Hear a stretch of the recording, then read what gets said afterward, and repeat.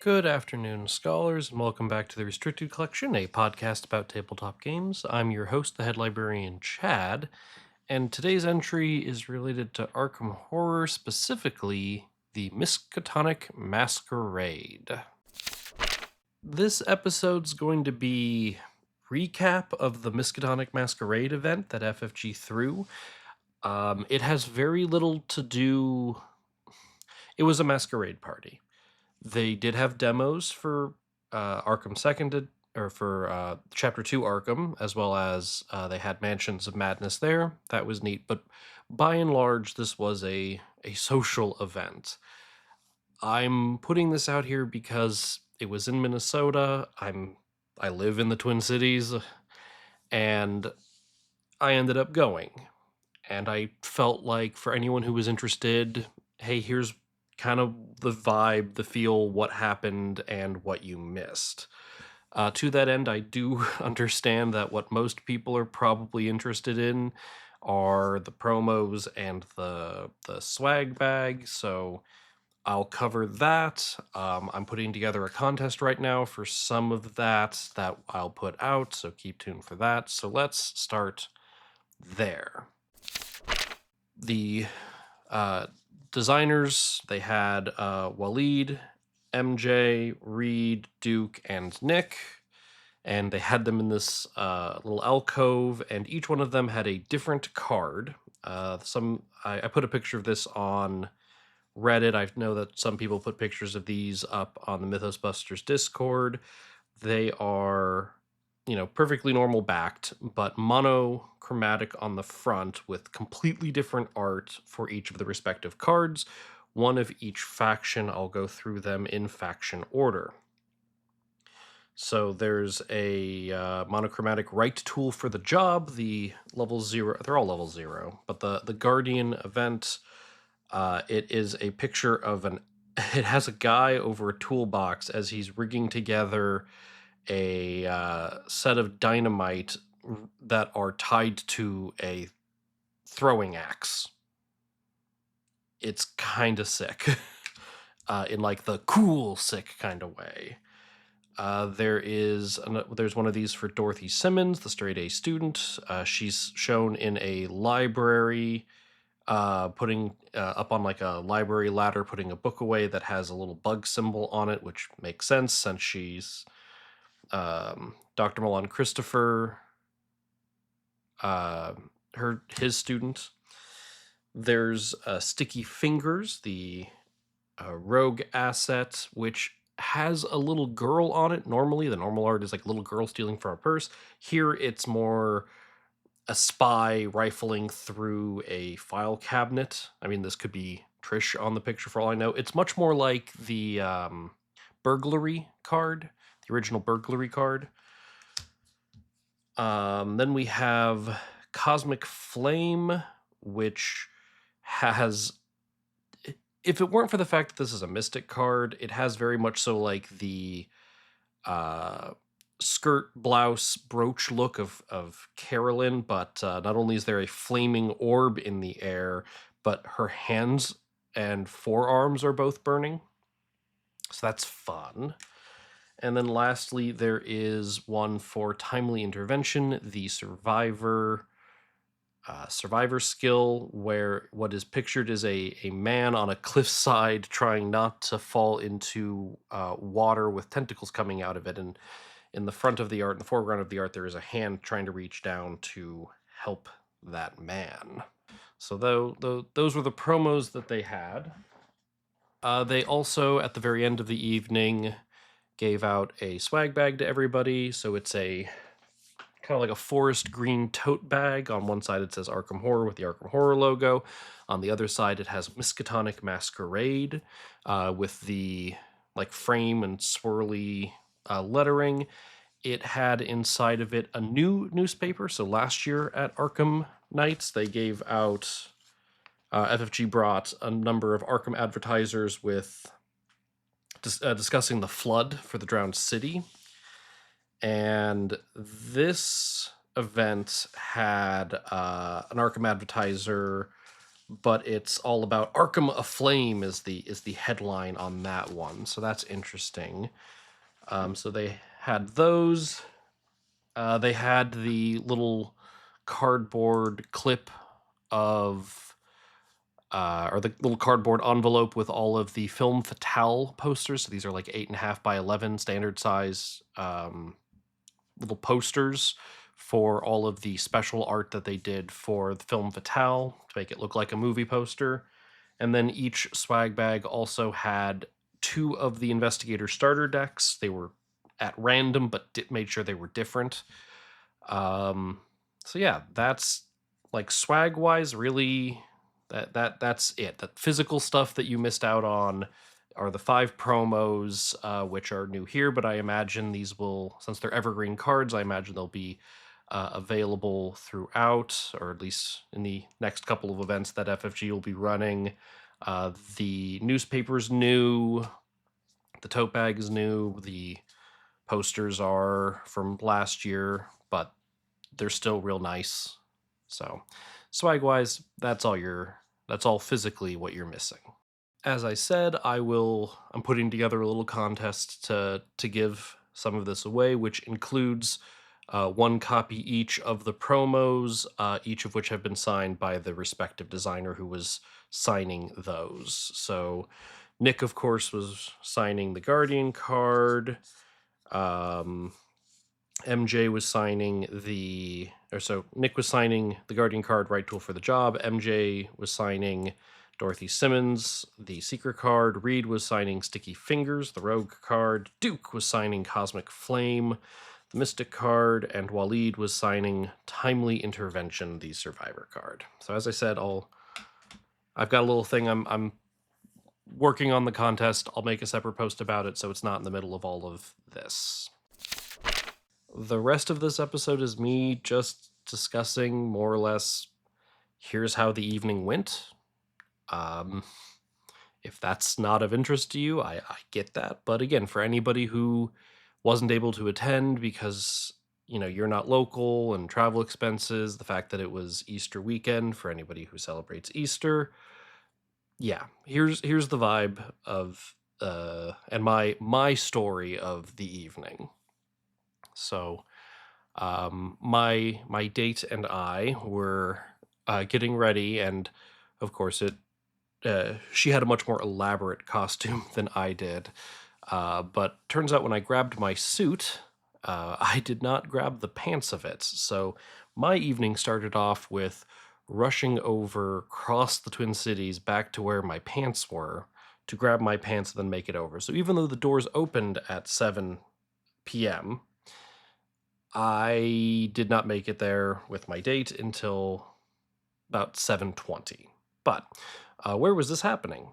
We arrived at the Wabasha Street Caves. Wabasha Street is, well, obviously the street, and these caves are a bunch of sandstone caves that are near the Mississippi River. So the Mississippi River over the, however long ago, cut through this land and left this large hill. It's very that is sandstone. In fact, about 5 to 6, 7, maybe. Let's go with 5 to 6 years ago. Part of the cliff face of this collapsed onto Wabasha Street and closed it down for like a month while they cleared out the debris, built up supports and walls and whatnot to address it. But I've always wanted to go here. I always passed by this on Wabasha Street, and I've always heard about them, and I always wanted to go. And so when FFG's like, yeah, we're hosting a masquerade party, I'm like, sure. I was going to go to that anyway, but now you're having it at the Wabasha Street Caves. I'm super in. So there are these. They were mined through for the sandstone, and to use that for glass making and other things around town. And then those caves were then used as a speakeasy during Prohibition, and then turned into a restaurant, and dance hall and whatnot. It's a very interesting location. it has a plethora of ghost stories associated with it, and people will report hearing weird things all the time, which I absolutely I'm not I'm not a very superstitious person. So I'm looking at this from, oh, what is a reasonable explanation for some of this stuff? Um, the ceilings in this place are all domed. Like, imagine, if you will, like, the floor is flat, obviously, mostly flat. There's little ramps and stairs here and there, but, it's a floor. But the ceiling is very much so carved in like a dome formation. So it's kind of like a cylinder on the ceiling. Like, oh, there's this long, long room. Well, it's a dome, kind of like a cut cylinder out of it. And my family is originally around Cincinnati, Ohio, where there's the Union Terminal Museum built into, well, the old Union Terminal train station. And in that building, it has the front of it is a semicircle, and there's it's like a football field in length or something, but like there's a water fountain at each corner where that semicircle hits the ground. And it's a known thing that they tell you can do there, where if you're at one water fountain, you can talk and it will bounce along that curved ceiling all the way to the other side, even though you're so far away from each other. So I'm just like, okay, I can absolutely see weird noises and things transferring weirdly along the ceiling here for spooky ghost story time. Great, I get that. Um, but again, I'm not saying that the place isn't haunted. I'm not saying ghosts aren't real. I'm just, it's the eye I look at it. But I've always wanted to visit this place, and it's really cool the way that they have this set up. It's like it's literally built into this like mountain hillside.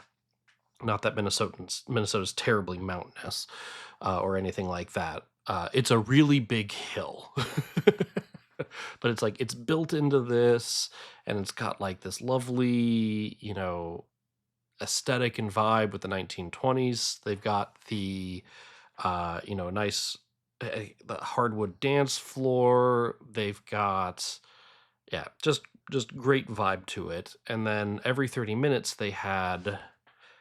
um they had like a little mini tour, which, they have the historical tours that they do, and they have their ghost tours that they do. And this is kind of like a little mini tour that has a little bit of both.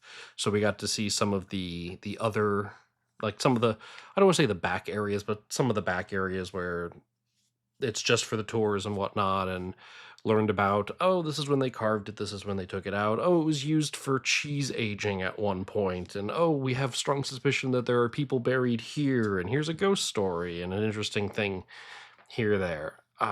Very fun, very cool. So you walk in, you get registered, they check your ID so they can stamp you for alcoholic drinks, and you're free to basically do whatever, if you just want to hang around, you can hang around. If you want to go try one of the game demos, go do that. They had a scavenger hunt going on until 9 o'clock, where you have to stop some ritual from happening. The line for that by the time that we arrived was a little long, so we didn't end up doing that, but I heard that was fun and interesting. There were group psychic readings, so two or three people could go. They had a couple of different psychics there who were doing tarot card readings um, that you could go do. That line was also very long. Um, they had a buffet open, and I think my favorite thing about the buffet, the food was great, but the buffet opened, and at the end of the night, instead of like packing up all the food that was still out, they just put out, like, they packed up their equipment, but they left the food on the trays and just put take home boxes out. And so literally we got back to the hotel, and there was someone who had they had a take home tray that was just filled with just Korean barbecue, because the that's what it was on offer, and you could just take whatever you want. And that was just great. There was a costume contest. Oh my goodness, the costumes were so good. There were so many really good costumes. The restriction of you'd have to be able to like move around and whatnot with your costume, that was explicit.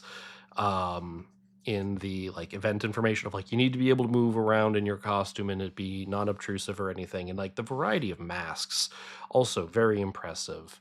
um I distinctly remember seeing someone dressed up as Stella. That uh she was one of the top, like that costume was amazing. She was one of the top costume contest winners. There was someone dressed up as Harvey. There was someone dressed up as Patrice. I think there were two Jennies. um Waleed was dressed up as a fire infected, or a someone who had been, the way he put it is he is a spoiler from the new core set, as someone who is burnt. So I will just leave it as that.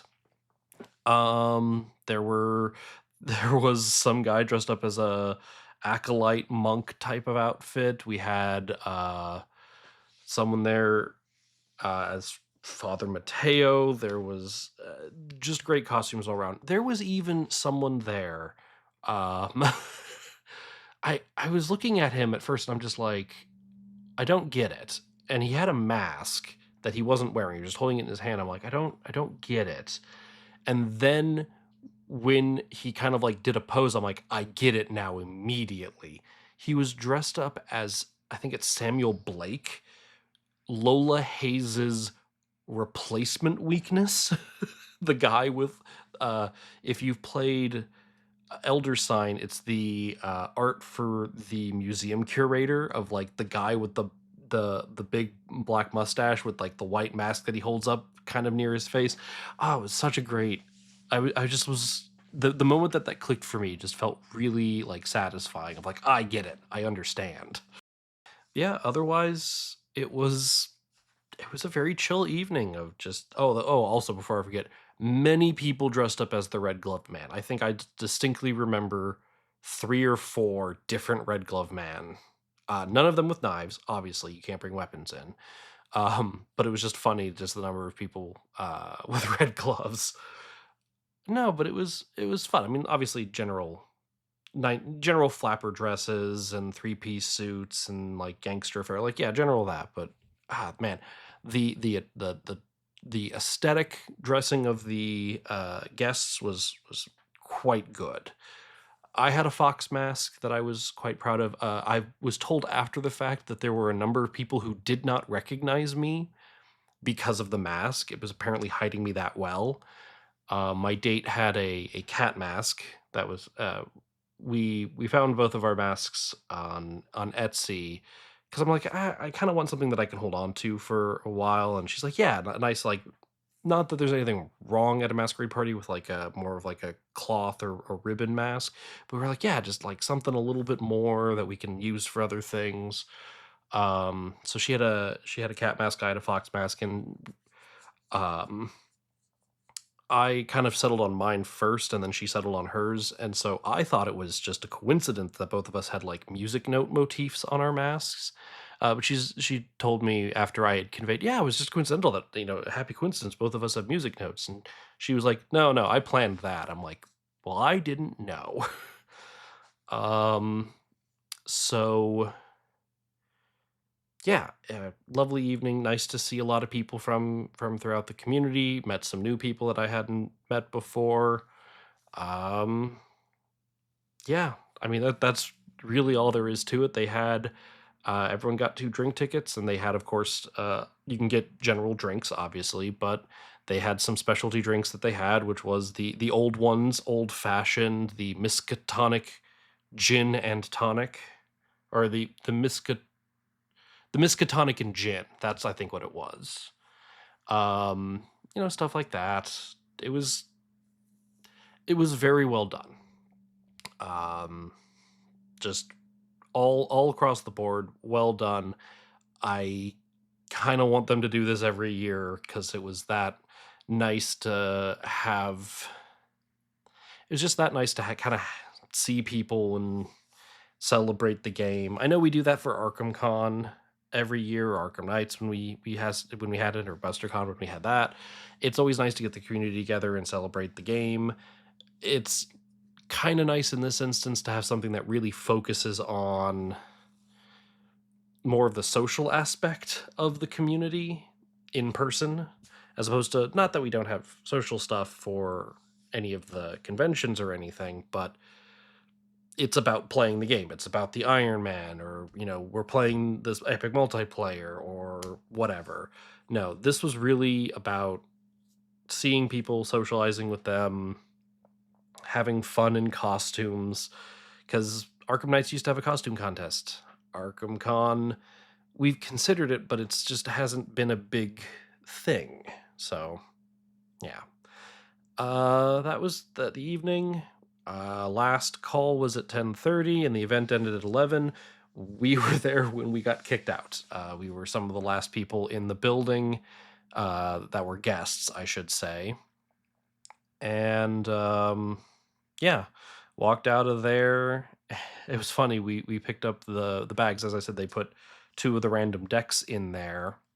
I had Tommy and Miguel.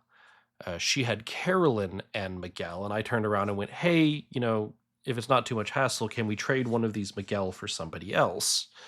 And the community, the community manager and marketing manager for Arkham Horror, Liv, wonderful. Congratulations to Liv for just a wonderful event. Thank you. But she was nice enough to go like, "Oh yeah, of course." She opened up a bag and found one that didn't have a Miguel and had Andre. And I'm like, "Cool, thanks." I wanted Marie, but cool, thanks. I didn't say that because I just didn't want to double. So that was fine. And then on the way out, I was chatting with somebody and they had a Marie, and I'm like, "Do you want to trade for them?" Because Marie's the one I was most excited about. And he sat there and went, "I'll trade you for your Miguel because he's the one I'm most excited about." I mean, I'm excited about Marie, but I'm most excited about Miguel. And I'm like, I feel the same way about Marie and Miguel, just in reverse. I'm excited about Miguel, but I'm more excited about Marie. So he was nice enough to trade. So I have a Marie deck. I'll do a playthrough and recording with it soon.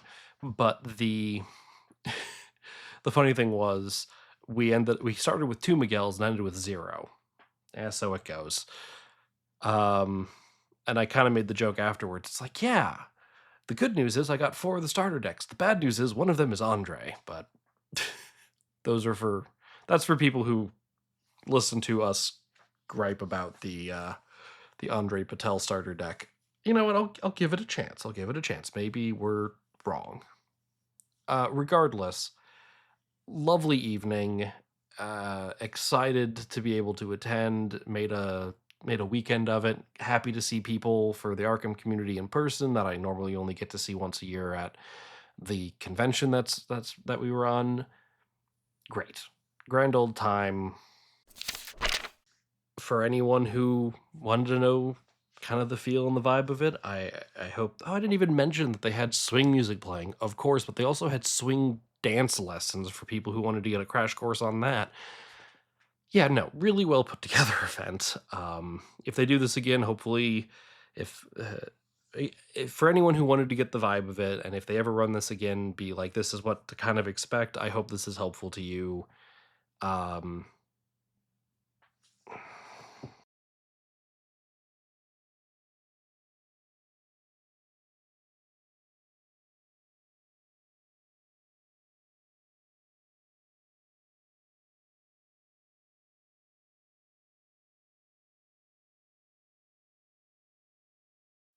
I just want to thank. Well, I want to thank FFG again, Liv and FFG, for putting this on. It was great. Always nice to see all the other people. Thank you for everyone who came in from out of town, because I know I spoke with people who drove in 7 hours or flew in from the coasts, or so. Thank you for everyone who made this what it was. And with that, I'm going to put this entry back in the collection. Too long out, and it'll start wanting to throw its own party. I've been your host, the head librarian, Chad. If you want to get in contact with me about anything that I've said, feel free to reach out to me at therestrictedcollection@gmail.com. Otherwise, I'm around as head librarian Chad on Discord and Reddit. As I said, I'll get the contest out and figured out, ironed out, and out shortly. So look forward to that, and thanks for listening.